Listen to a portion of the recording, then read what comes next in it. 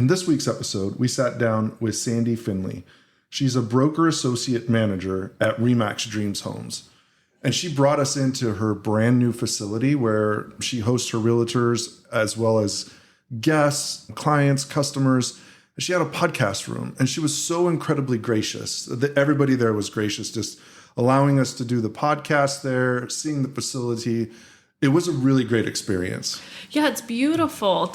You walk in and there's literally like a kitchen. So you could sit down, have coffee, have cocktails, I think, if it's a certain time of the day. And then, yes, beautiful workspace and this incredible podcast studio. So it was a very relaxing and comfortable episode. So it was nice. It was really nice. And she had such an incredible story and some areas of her life that we didn't know about going in that were incredibly touching, very emotional. And she was just so gracious, and not just sharing her facility, but sharing her story and really wanting to be a mentor and help and support other people. I know that everybody's going to enjoy this episode, and I just took so much out of it. Yeah, she talked a lot about her, not just her personal journey, but what she's passing on to others in the real estate industry and those that work in her office, and a lot of her just resilience, I would say, not just professionally, but personally overcoming some of those hurdles that we talked about. And she was very open. It's what she wants to do. And so I'm just glad that we got to be a part of sharing her story. So definitely anybody in the real estate industry, anybody who's trying to navigate their journey, and anybody who's running up against some hurdles, I think this is definitely a story for them. Absolutely agree. I think everybody who's listening now is going to really love this episode. So sit back, relax, and enjoy this episode of Tell Us Your Story. Welcome to Tell Us Your Story. Join us as we step into the arena with business owners, leaders, and influencers. Hear their stories as they navigate challenges, opportunities, and victories on their journey to success. As Theodore Roosevelt once said, it is not the critic who counts, but the man or woman who is actually in the arena. So I grew up in Southern California, a little area called Locking Out of Flint Ridge, which it's right next to Pasadena. Okay. So quick fun fact, I actually applied for the Rose Parade Queen, so I can really? teach you how to do the wave. So I grew up there, and I lived there till I was about 20 years old, graduated high school, moved to Nevada, started a restaurant. Hold on, we're going to pull you back. We're going to pull you back. Well, first, what about your home dynamics? You have siblings. What was kind of the household like? So I am the oldest, only girl, and I have 3 little brothers. Oh, wow. And so I grew up in Anaheim, so I know that area fairly well. And I also moved up when I was about 21. So tell us a little bit about your middle school, high school years. So were you a student? Were you No. A socialite? Yes. Yes. If they could grade me on talking, I would have gotten an A+. I was notoriously in trouble for that. But school was not my favorite thing. I, didn't really excel at it. But I graduated barely. I barely graduated because I missed so much school surfing. Oh. I was just about to ask, are you athletic? Did you have like other hobbies or sports or anything outside of it? At all. I mean, other than flag football with the neighborhood kids, I would race cars. Okay. So were you a tomboy? Yes. Okay. Very much. So I grew up, like I said, in that area. So we would go to Newport Beach, or Huntington Beach is where we would surf. Mm-hmm. So how did you get into surfing? What years are we looking at? So I started in 82, 83, probably when I got my license, so which would have been 84-ish. Okay. Like So as soon as I got high my school time, time that you were... Yeah, as soon as I got my license, I was actually racing before I had my driver's license. Oh, wow. So I would go on the track. And how did you get into racing? My mom was she was speed racer. She was the little lady from Pasadena, although she was very young. But my mom and my dad were both car people, and unfortunately, I've inherited that. Expensive hobby. Yeah, I don't spend a lot of money, but when I do, it's always on cars. But growing up, I had a great childhood. Elementary school was great. Junior high is junior high. Nothing's ever great in junior high. The awkward, where my hair was flaming red. I don't know where it came from. The braces, chubby. It was just, I was a hot mess in junior high. High school was great. My mom and dad were very, very strict. Very faith-based, but very, very strict. I wasn't allowed to date at all. I ended up meeting my ex-husband in high school, so I had never been on a date before until I was 47 years old. 47? 47 was my first date after our marriage ended. Oh, I was like, wow, okay. Yeah. So I met him in high school, and so you asked me full circle about school. Was I academic? No, not at all, until I met my ex-husband. And he was a brainiac, and I was like, I need to step up my game here.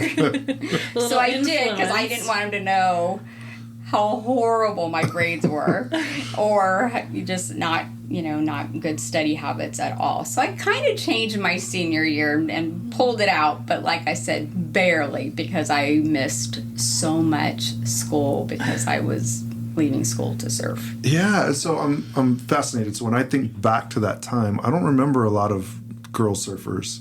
Was it a big thing? I mean, there was a bunch of group of girls that I would go with. I mean, sometimes it wasn't necessarily surfing on a surfboard. Sometimes it was just body surfing with a boogie board. Yeah. But yeah, no, there was a lot of us that would all pile into my car, and we'd all take off after lunch. And I remember all of the girls at the beach. I just don't remember them all surfing. Yeah. No, I was always in the water. And then what about the car racing? You had to be one of the only females doing that. By far. Yeah. By far. And so were you comfortable in those spaces, being the only girl? Yeah. And did you see it as like different at the time? Now, girls, guys, everything. But back then it wasn't common on the track. I would definitely be the only girl out there. And some of the guys that I raced with are now professional car racers. I mean, that's what they do.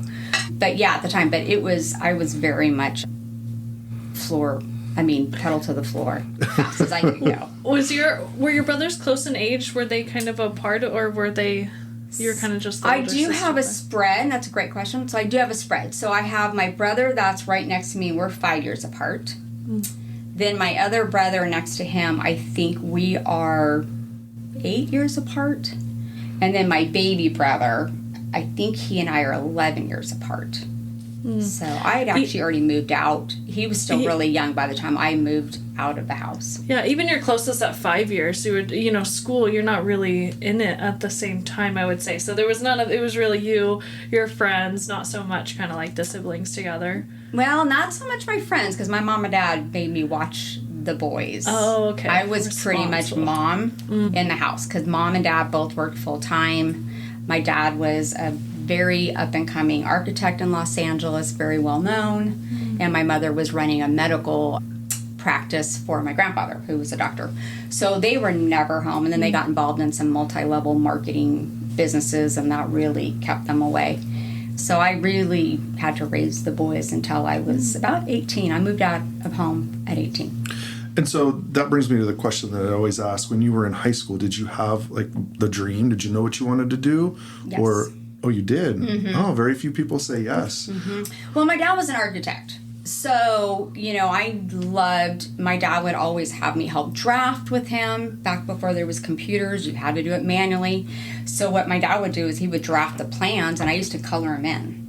So I had my own little desk and my own pen set. And so real estate, and I always used to love going with him to job sites. And so he would do design, he would do, the build out. And so housing for me, that's kind of where my love came from. But I also really wanted to be a journalist. So I was on the school newspaper in junior high and part of high school. There was a point where they disbanded that. And so, but I grew up thinking I was going to be the next Oprah Winfrey. Oh. I love it. And so when you're going through high school and you have an idea of what you want to do, are you going to go off to college? What was the thought process and what did you end up doing? Great question. So college was nothing that was ever penetrated in my world. Like my mom and dad didn't talk to any of us kids about college. My dad did graduate from college with architectural. My mom never went. She had me very, very young. So mom and dad were really, really young when I came into the world. So college was never talked about. Schooling was never talked about. They were very strict on their faith and, what they expected from me, but school was never a topic, which is probably why my study habits were probably not great, because I really didn't have anybody breathing down my neck to make sure I was really doing my homework. So I did go to college. I went to Pasadena City College. I took classes up in Nevada for a little while when I moved up there, but it was never really, it was always my dream to get my degree. I also got married young, and I put my husband through school. So I put him through college to get his MBA. But for me, no. So I never got to accomplish that part. It's probably one of my biggest regrets. Interesting. And I didn't go to college either, and there's been a couple of times I've gone back, and sometimes I regret, other times I'm like, I don't know. There's big debate there. But when you graduated high school, so you went to a couple of classes, but what was the plan? Did you have a plan on whether it was architecture or real estate or being the journalist? No, at the time it was really just get my business. It was just a business degree because I kind of looked at my options, thought that's probably a better option to have.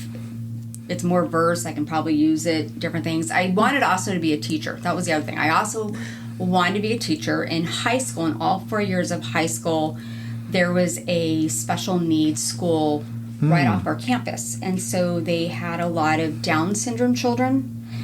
I just fell in love with them. So all 4 years I worked as an assistant. One class was that, and I loved it. And so there was a thought process of, maybe I would become a teacher.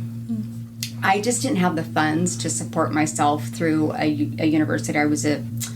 I got into Point Loma Nazarene, and I just didn't have the money to go. So I just did the, community college route and decided, I don't know that teaching is going to be where I'm going to really land, so I'm just going to get a business degree.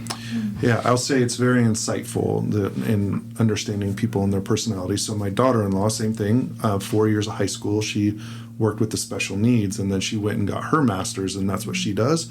And those are special people. So I can, already have an understanding of the patience level you must have with people and just the open heart. They're just such amazing kids. Even in high school when you're just not really thinking life in the big picture of things, one of the things that I learned from my students is they just loved everything. Like they literally stopped. They literally stopped to smell the roses. Literally, I'd be walking them on a walk, and they'd all stop and want to smell the flowers. And they would just make the greatest comments in life. And they were so positive. And I just even young at that age, I think I was probably 17 at the time, and just thinking, wow, their life is hard and they don't have all the advantages I have, but yet they're just so happy, and the most positive. Yeah, and they're the biggest love bugs. I mean, if you want a hug, man, they will hug you out. So that was a thing, that I had kind of thought about going into as well, but I've never really stopped thinking about that all these years later. Yeah. And where did the moving out come into play? So it sounds like you moved out pretty right at 18. So is that for college, or walk us through that? I left my parents' house. I got a little fed up with being the babysitter, and I wanted my own life. And so I moved out. I was 18. It was right after I graduated high school. So I got an apartment. I was working 3 jobs, literally not sleeping at all to do it. To have that freedom, you went and got 3 jobs. To have that freedom, and I also didn't want anybody's help.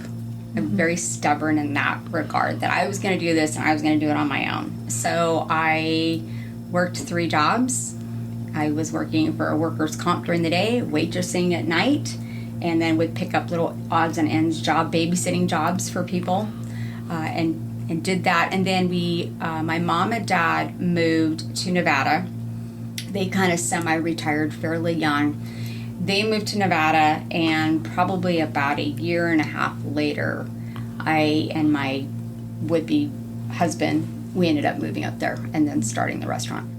Oh, so you moved to Nevada and started a restaurant, you and your soon-to-be husband. Right.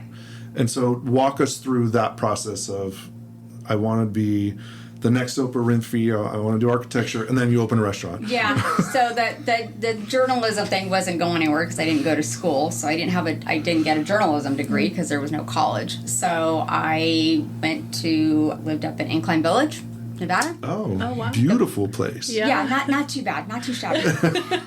The plan was never to have the restaurant. The plan was we were going to open a pizzeria. And we had it all planned because I and my future husband, we'd all worked at Domino's. So we knew everything. The pizza world, huh? Yeah, we thought we knew everything. But so we ended up, my mom found this great little restaurant, and she's like, I think we could buy it, we can do this. And I'm like, okay, sure, no problem. So we did it. We lost our shirts. We had it for a couple years, and Incline's very seasonal. Yeah. You have snow, you have skiers. You don't have snow, you don't have skiers. You don't have snow, you don't have water. Nobody goes boating. So unfortunately, we learned too late the mistakes that we made as far as overhead, and menu was ridiculous. But I would imagine that was the biggest foundation for lessons in business, like going through that. Huge life lesson. Yeah. You were young. This is early 20s, or? I was 20 when I moved. I got engaged on my 21st birthday, so we were still there just moving there for that. I take that back. I was 21. We moved there right after my 21st birthday and started the restaurant. Had it a couple of years, and I ran it, my mom ran it, and it was a lot of work, a lot of hours. And so as you're going through that, the difficult times of the realization is coming, like the money's not coming in, it's seasonal, are you picking up other jobs to make money, or are you just trying to make this work with everything? Just make that work.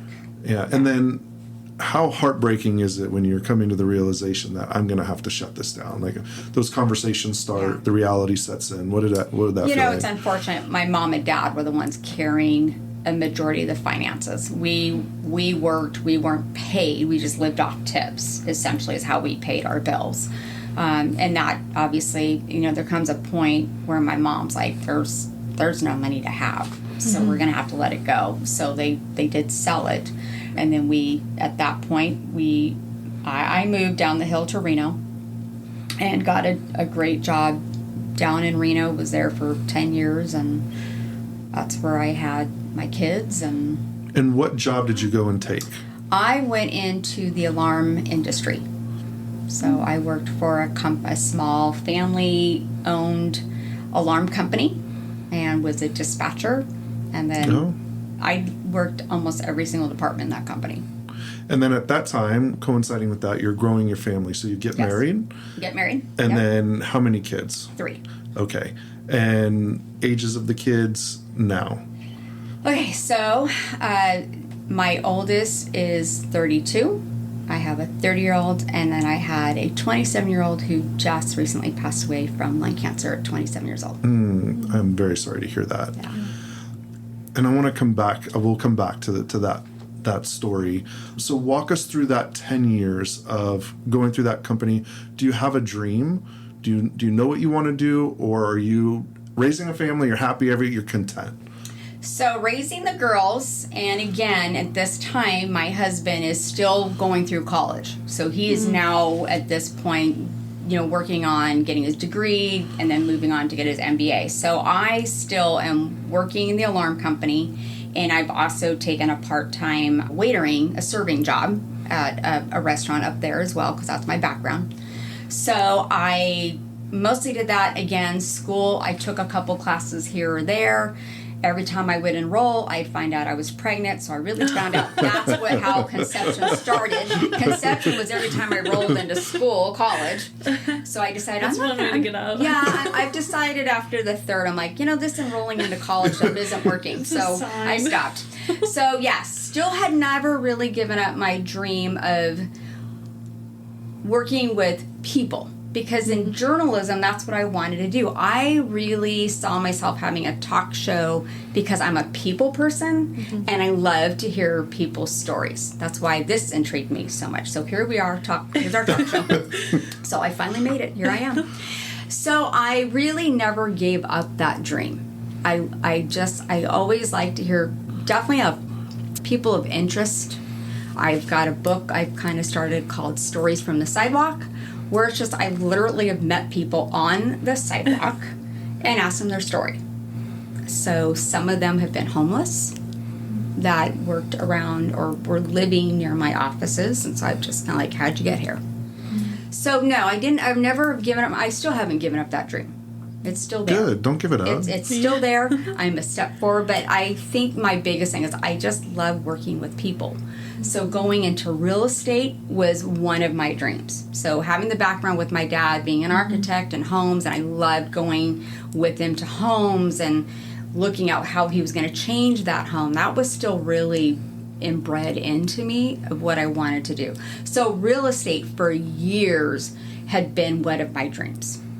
And so dig a little bit deep to see if there's anything there, but is there something about real estate and your dad that there's a connection that you think fondly of real estate? Remember the times with your dad, or is it just separate? You just loved the real estate business? I think he gave me a taste of it, even though he wasn't in real estate. He gave me a taste of homes. And, growing up in Pasadena, my God, the homes are just beautiful. Yeah. You have,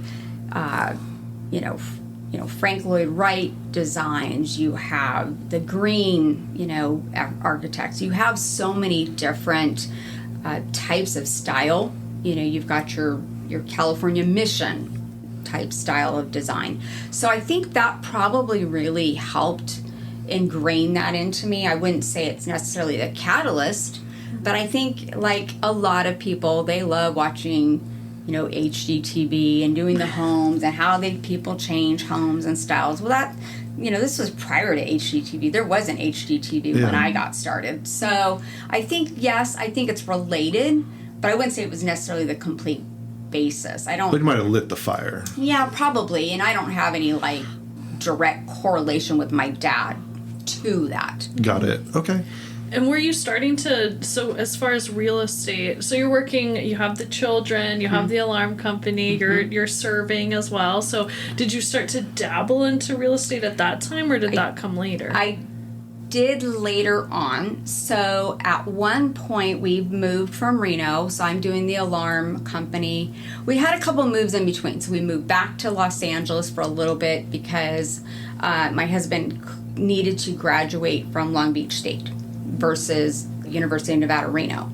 So we came back for a small jaunt for him to finish up some core classes that he needed in the California side. So we lived down there for a little while. Then we came back up to Reno, stayed there for a little longer while he was running an insurance company and I was doing, the alarm company, raising the kids. Then we ended up getting a job, or he got a job promotion down to Las Vegas.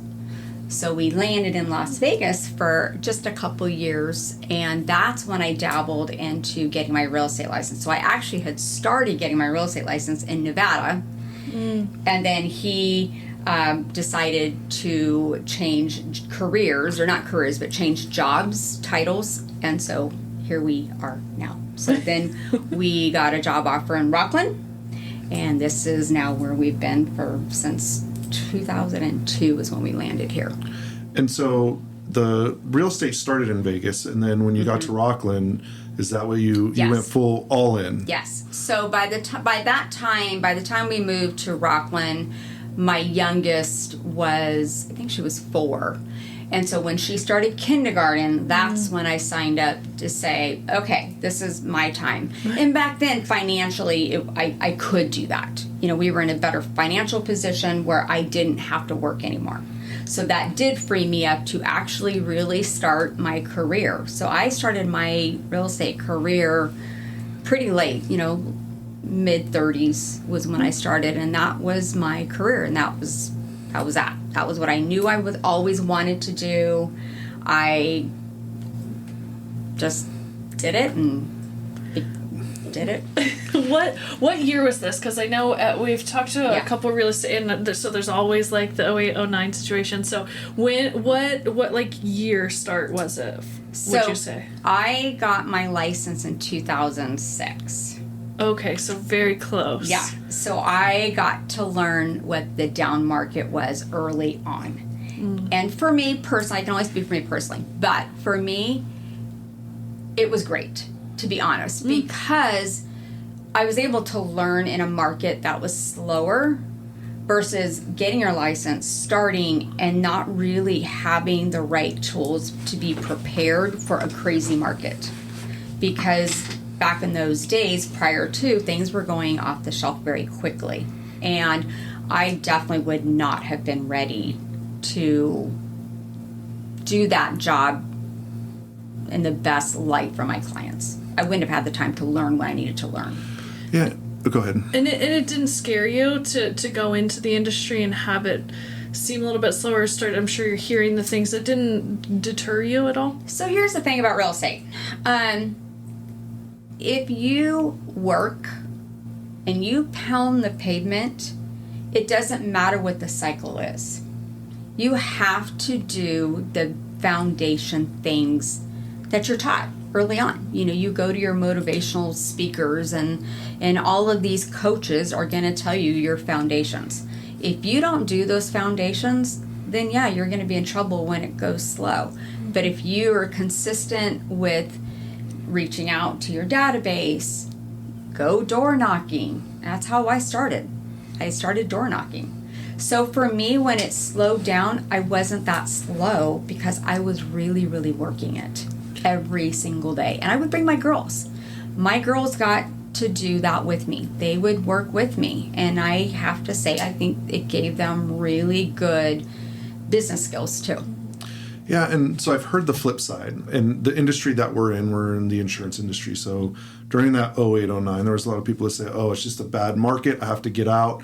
They couldn't make that adjustment. And then I hear people all the time, I'm going into the real estate business. I'm like, okay, and it's 6 months, you're like, not for me. And it's those fundamentals that you talk about that I think really separate those that are successful versus those that are not. So what is that what you see when you see, new realtors coming in, and do you have those conversations of, hey, this isn't all the glamour that you might think it is. There's all of these things in the background that I'm sure you're very much aware of. Absolutely. It's one of the things that we teach here is the fact that you need to do X, Y, and Z. And it's not just one thing. I use the chair model.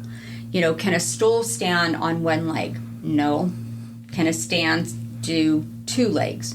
No. Can it do it on 3? Yeah. 3, it probably can. So you want to have 3 different legs of avenues of operating your business, whether, like I said, it's door knocking, whether you're calling homes that have expired, they didn't sell, whether it's, events are a huge thing. I do a lot of events in my business. But you have to have 3 different legs of prospecting to do this business. And so how many years have you been in the business now? Gonna be 20 years? Yeah. So you have a blueprint. I started at 5 though, right? So let's let everybody know. Of course. I started when I was 5. I was doing the math and I was like, yeah, you're good. That still lasts a lot happening in these 20 years. So you have a blueprint, and I'm a little bit older in my career, and I have a blueprint as well. And we had conversations with people, and I'm like, yeah, you do these 3 things, create the stools. Sometimes you just shrug your shoulders and it's there for you if you want it, but this work has to be done. And can you see pretty much upfront who's going to be successful and who's not?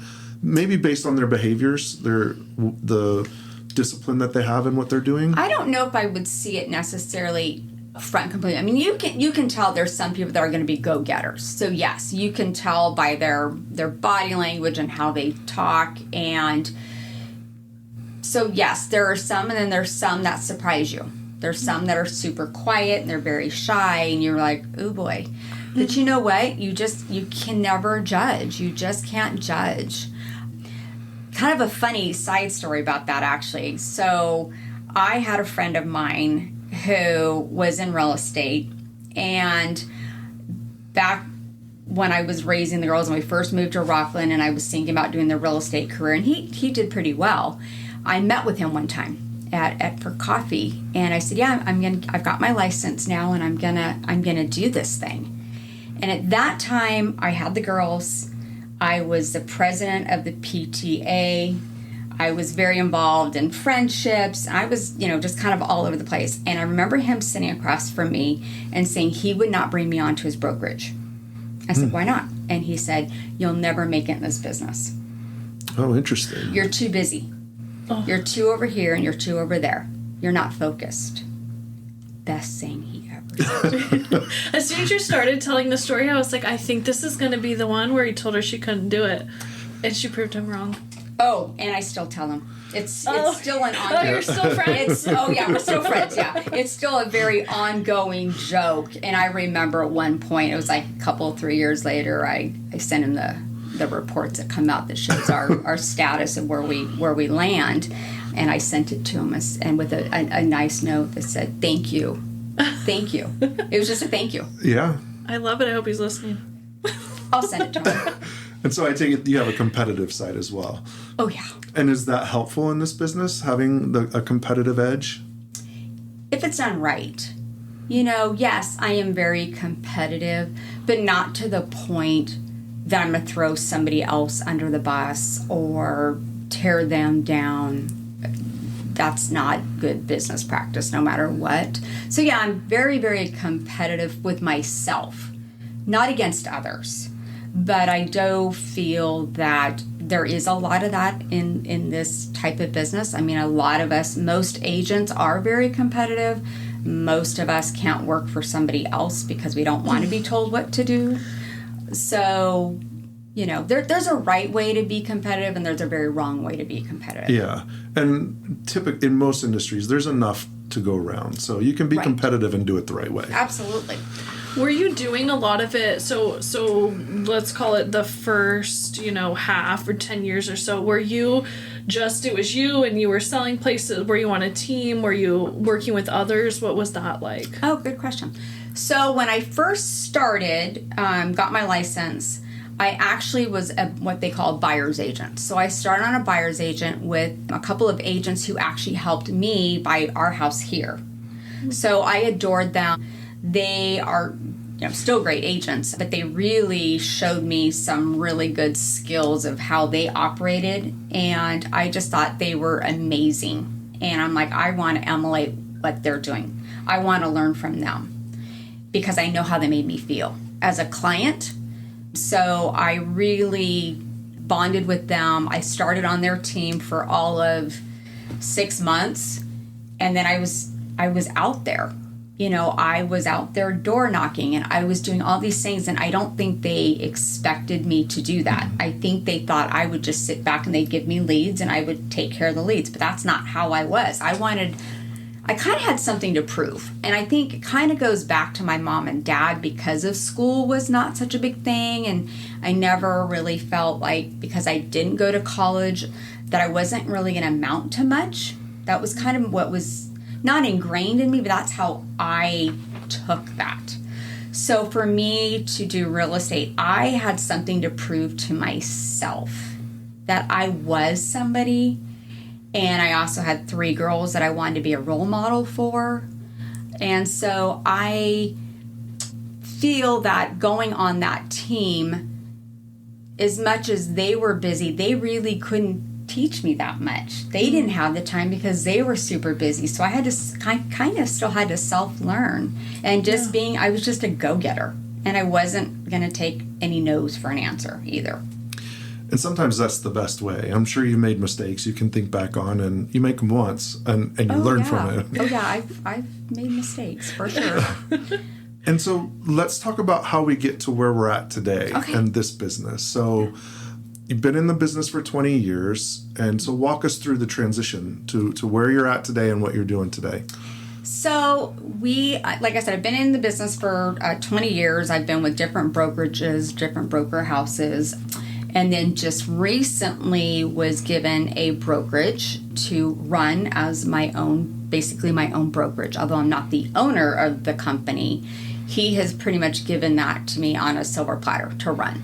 So here we are. We just opened our office. We've only been open 3 weeks and just had our grand opening. And so we're just really excited, again, based on I'm a very big a community person. I love to give back to my community, and I just see this office being a hub for that. We built the office with a full kitchen so that we can have events for the community and have just, it's all about them. And if you walk in our door, it's like being in a custom home. And that was the feel that we wanted to give our clients, to give our agents as well. And that they have a place to do events with their clients and give back to their community as well. We're doing the podcast. I was just going to say that. It's absolutely stunning. So I have to ask, not everybody, is blessed to have someone give them a brokerage and say, go run this the way you want. So how did that come to be? We've talked about you, so I know enough about you that I can guess, but how did that relationship come, and then why you? So I've had the relationship with the owner for many, many years. I've known him. I was introduced to him from a mutual friend. So I've known him for a lot of years. And then we just kind of, I was doing my thing, he was doing his thing. And the building that we're in now, he had rented out.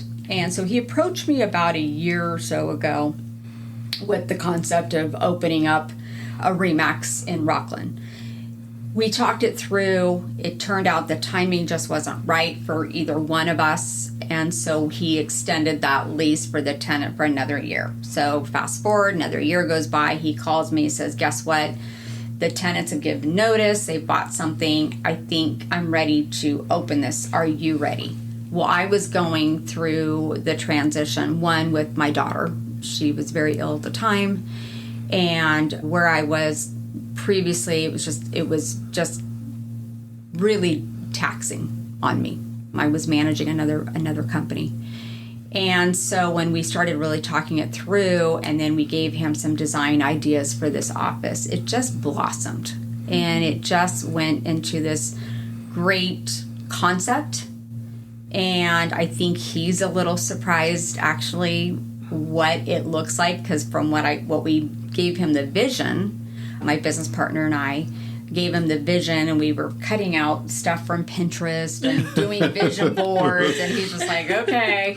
And so, we knew what agents want, and we knew what we could offer. And so the collaboration just happened, and, here we are, but it's really strengthened our relationship completely. And I think, I know he always had faith in me, but I think now he really has faith in my, with myself and my business partner. I love it. So walk us through exactly what it looks like for a new agent coming on, how you bring them on. So I'm not familiar with the industry enough to know if I just got my license and I came to you, I just can come work in this facility, or how does that work? Yeah, so we'll go through, if we have an agent that is interested in hearing about Remax Dream Homes, they can reach out to me or my business partner, and we'll sit down with them. And, I would also say that our big thing here, it's all about culture. We really have a big mission statement of what that culture looks like. And so we have really made a point to say we are not for everybody. We really, truly are only looking for a certain type of agent, certain type that's going to be collaborative. We talked about that, competition. And we're not looking for, We're not looking for agents that are just going to try to tear others down. That's not what we're looking for. We all want to share our resources. We all want to share what's working, what's not working. So culture, again, is just, it's really the foundation for our company. It's a company that we work hard, we want to play hard. And so I think that's what our culture is and we want to be more of a family dynamic too, and not an agent that's just going to come and breeze by for an hour. So we want agents in the office and working, and we want to be there to help them, especially a new agent, because they don't know what they don't know. We want to be able to give them guidance and accountability and coaching, and really to have somebody that's really, one, nurturing, but number two, making sure that they're really following, through with the things that they say they're going to do, and we'll help them with that. So I find it super interesting. When we started the podcast, it really is around leadership and mentorship, which that's what I hear coming from you. You and your partner are leaders and your mentors to the realtors that are coming in. Was that ever on your vision board of being a leader and a mentor? Absolutely, 100%. Probably at the top. At the top. And where did that come from? Oh boy, a good question. I think probably because I've been so fortunate that I've had good mentors and I've had great leaders, and I think it's part of that pay it forward thought process and again, I'm one of those, I'm an open book. I will tell you anything you want to know, sometimes too much. But I think that's part of it. Is I also want, I have been around a while. You asked if I made mistakes. Oh my gosh, have I made mistakes? And that becomes a good training resource. Don't do this, because it'll be a nightmare. So, but yeah, I think that's just probably something that's just it's in my DNA. If they opened up my DNA, they would find that. People, all the people things. Seems like you were and just helping. Yes, and helping. you're just about the people. We're really big on, as he mentioned, leadership and mentors. So to hear that you did have good mentors in what were some of those things that, well, I guess for an agent that is considering coming to a brokerage like yours, what can they look to get out of it? You're training them and all of that, but what are some of those things that you do want to pay forward? So you want to be client-centric first. There's a lot of misconceptions. We've all heard, sometimes real estate agents are just a step down from a used car salesperson, right? And there are some bad apples out there that are like that in any job. But I think what I really want our agents to learn, and most of our agents do, it's all about the client experience. You always want to put them first. It's not about your pocketbook. It's not about, are you going to be the number one agent in the office? It's really how you took care of your client, because we all know our job is 100% referral. That's what we live on. And we want to make sure our clients feel we were their advocates. We listen to them. That's the old adage of the 2 ears, 1 mouth. Mm-hmm. And we want them to have a very good, positive experience, that they go and they tell their friends, their family, their colleagues, and you want them to be your raving fans. That's the end game. Yeah, again, I find it fascinating, interesting, the overall leadership that you're bringing, and not just to your agents, but to the overall business. So now you've created this culture here. And so when people are looking for a home or they're looking for an agent, you just touched on it, but if you could go a little bit deeper, what can they expect coming to this culture if they walk in your front door and they have all of these different agents to choose from, but you have 2 leaders here that are really defining what that looks like? What does it look like for them? What can they expect? So they're going to expect, like I said, collaboration. They've got to know coming in the door that as much as we're going to teach them, we want them to teach us too. So it's a two-way street, completely two-way. We want them to feel comfortable with the tools that we give them and that they actually use them, because they're great tools. We want them to go out there and we want them to, work the open houses, make phone calls. Sorry, so that's the agent, but what about customers who come in here? Oh, sorry. So client-wise, we want them to feel welcomed. I mean, number one, when they come in that door, we want them to have the wow. There's not another real estate company around that looks like our building looks. We want them to feel comfortable. We want them to come in, have a cup of coffee. Come in, grab, sit down at our counter and just talk. And what about, I mean, a lot of our clients become family to us. I've gone on vacation with several of my clients. So, but I think that the question is really, we want them to feel we offer a service that they're hiring us for representation, advocacy, and that they know that they're in good hands. And so there's the service piece of it, and then there's the expertise part. So, you know, we've all bought homes, and I'm on the other side of it as a client. I don't take the time to know it all.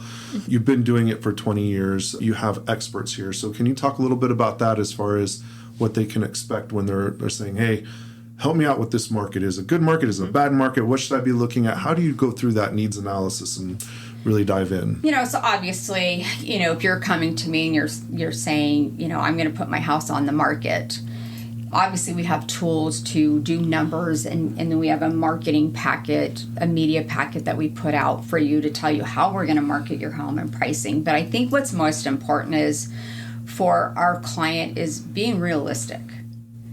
If you were to come in to me today and say, hey, I want to sell my house for X amount, and if that's not the number that the house is really worth, we better be honest with you. And that's the biggest part, is just being honest and having real conversations with sellers. Don't sugarcoat it. I don't want to say lie, but don't sell something you can't sell. That's one of the biggest pieces. And we do see that out there. We have a saying, I don't buy my listings. If your house isn't going to fit in the numbers that I feel are accurate, I'm probably not the right agent for you. That's really good. And is that, sorry to cut you off, is that the same for people looking to, I'm assuming it's the same to buy a house? It's that same honesty. What are you getting into? Is it worth what you're doing? Yeah, so I probably should have a 501(c) attached to my business, because there's times where which is a nonprofit, yes. Yeah, I'm sometimes a nonprofit. You know, it's kind of a joke of like, hey, your job is to help people buy a house, and there's a lot of times I will tell them, don't buy the house. I don't think it's in their best interest. Because my motto has always been, I'm not looking at your now, I'm looking at your later. I'm looking, what's the resellability of this house down the road, whether you're going to move out of state, move up, move down, whatever. So I'm always never really looking at your now. I'm always looking at, okay, here's some obstacles to what you're looking at. And I'm going to be very honest with them to say, I don't think this is probably the best fit for you. This is why. Or price. You know, sometimes buyers get it's very emotional on both sides, both the selling side and the buying side. There's a lot of emotion to it. Matter of fact, I tell a lot of the brand new agents that come in, real estate, you can't see, it's a small smidgen of the job.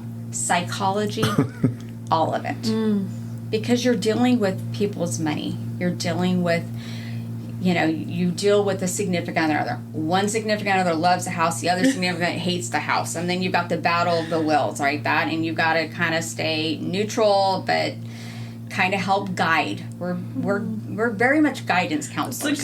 That's a good point. So going back to on the buying side, you have to make sure that, and on the opposite too, there's a lot of times I'll take a buyer and they're like, I don't like the house. I'm like, but it has this was all the 4 things on your checklist. Why is this house not resonating with you? So sometimes you're digging deeper into, asking questions, both the selling side and the buying side. A lot of questions.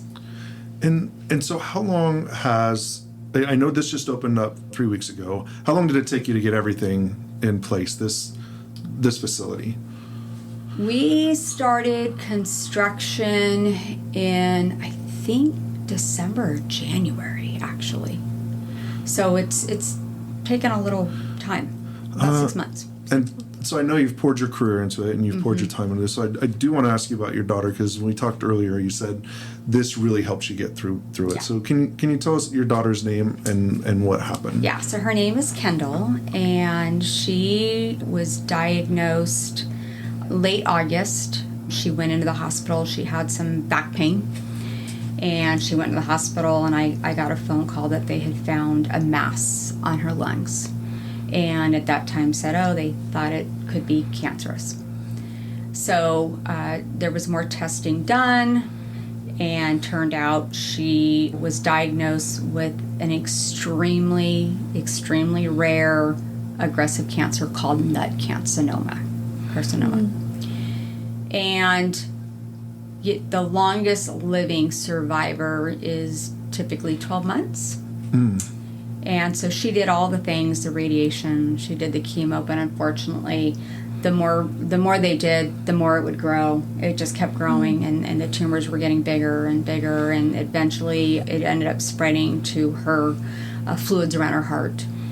And then she was getting tumors, on her head and in her body and all that. So she, passed away in March. And so it was almost literally 6 months to the day of her diagnosis. Oh my gosh, so just this last year. So you're coming up on a year on the diagnosis. No.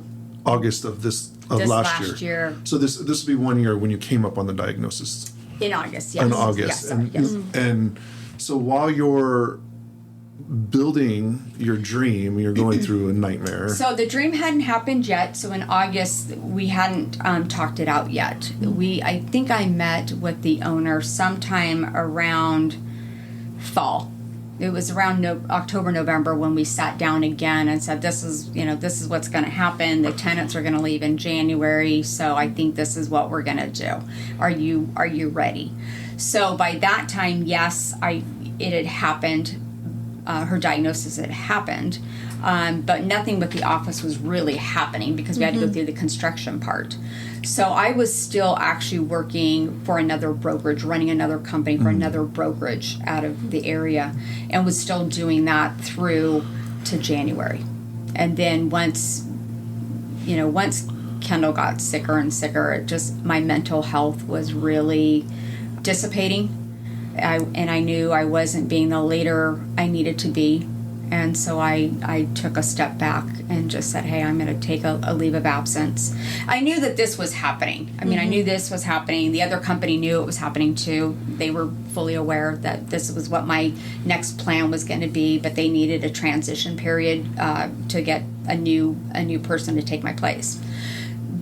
So having this office and keeping me going and trying to do the vision boards, and it was definitely was my sanity was, getting me up out of bed to come in and check stuff out. And yeah, I'm struggling to comprehend what you were going through and what you built at the same time, because this place is absolutely amazing, and I didn't realize that the timeline of what it was. So I don't even know what to say to you other than sorry. It's just absolutely amazing. Yeah, it's been hard, and anybody that's lost a child, I never thought in a million years I would be having this conversation, especially with a 27-year-old daughter who was the light of my life.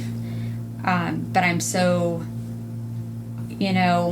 whether you're faith-based or not, there are times when you think things just happen for a reason. And this opportunity came at a time that I needed it probably the most. And the support from our agents have just been unbelievable.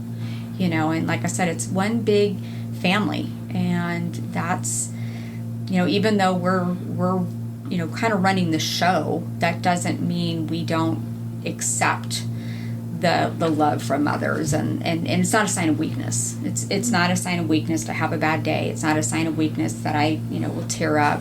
Something will trigger a thought, and to have an agent just come up and just give you a hug, not say anything, just give you a hug. And my husband's the same way. My husband, I got remarried 10 years ago, and he's my number one cheerleader on this. He wants to be a part of this, and he cooks for the agents, and he has parties for the agents. In the kitchen downstairs? Oh, yeah. He's so excited about this kitchen, and that's his love language. His love language is food. And so, he has been a great support for me with the loss, and also really motivating me and reminding me that sometimes you get in your own head. It's all about me. You have those moments, it's just all about me. And he's like, no, you made a commitment. you made a commitment to others, and you need to fulfill that commitment. And it's said with love, but it's definitely a kick in the pants. It's a hard lesson sometimes, and you've pushed through.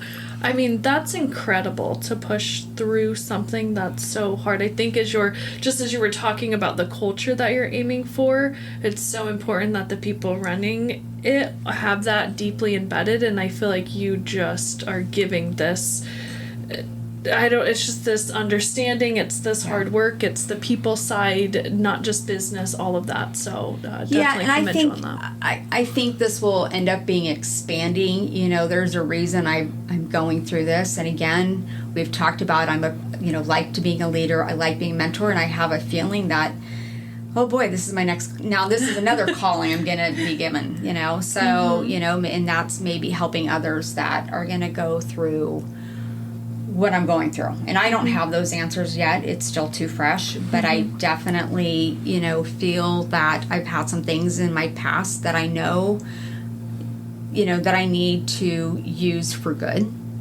And this is now another one. Yeah, well, thank you for sharing. Incredibly powerful. And always, difficult to transition. I'm going to transition as we're closing out the podcast.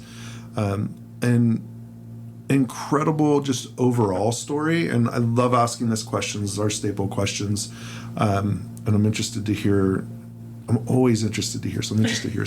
So how do you define success? What is success to you? So I'm going to be honest here, brutally honest. For me, success was money. And it goes back to what I said earlier, that again, I don't think my parents ever meant it to be. I was never going to grow up to be anything. I think that might have been my own self-doubt and being lost in the shuffle of life.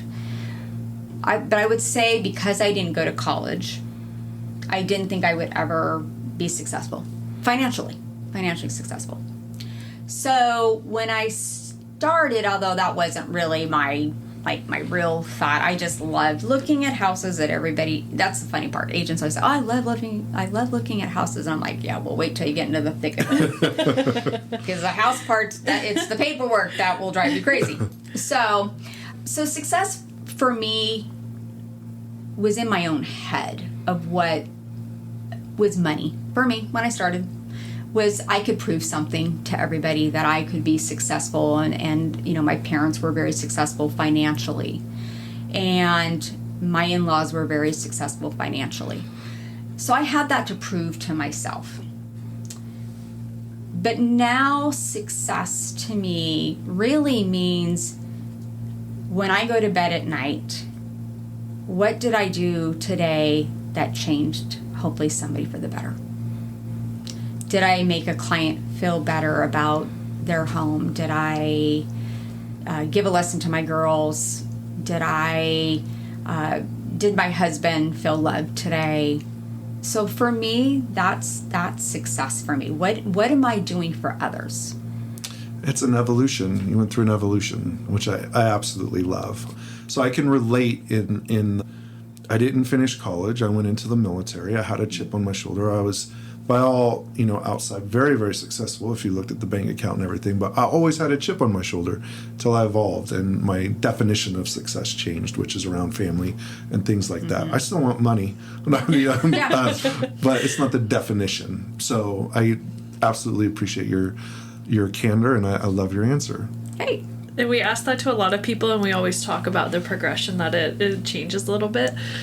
So I'll ask you my staple question. Mine makes you kind of think back a little bit. But so if you could talk to your 30-year-old self and give yourself one piece of advice at that age, whether it's personal or professional, what's one thing you would tell your 30-year-old self? Okay, so at 30, I had just given birth to my third. So that was probably the best time of my life. My 30s were my best. I was just getting into real estate at that's about kind of when it was starting to do that. I would probably say, don't be so hard on yourself. Easier said than done, huh? Way easier. And we all, and it's kind of that cliche, you know, you kind of say, you know, there's so many cliches to that, but I would say don't be so hard on yourself and stop worrying about what others think about you. Oh, I asked the question totally for myself, also for listeners, but that one, thank you. Needed that one. So the hour goes by so fast. So anything you want to share with the listeners before we say thank you? No, just, you know, if you can, you know, not everybody has a different love language, but I would say, you know, with the world that we're in today, it's just so divisive. And I would just say, if you can just wake up one day and just say, hey, what can I do for somebody else? Because you know, it's that good feeling thing. Oh, I love it. You're actually getting a call while we're on the podcast. That was not fun. So I would just say, you know, we're in this, you know, world of hate is the only thing the word I can say, and it's just very sad to watch. And there's so many good people out there in this world that we're not getting to see the good stuff. We're just seeing the negative. But I would just say, if you can just do one thing to pay it forward to someone else, trust me, you're going to get the reciprocal good vibe feelings that you're giving yourself is way better than even when you're giving it out. Fantastic advice. So thank you so much for being open and spending the time and telling us your story. Very much appreciated. Yeah, we appreciate the honesty and the openness, and we love what you're doing here. Like we said, we get to sit in your beautiful office, so thank you for having us. Yeah, come by anytime. I know, in this nice podcast room. But thank you so much for taking us through your story and being open. And I'm a big believer in being a light and finding people who are being a light in the world, and it sounds like that's what you're doing. So just thank you for that, and we appreciate it. Thank you.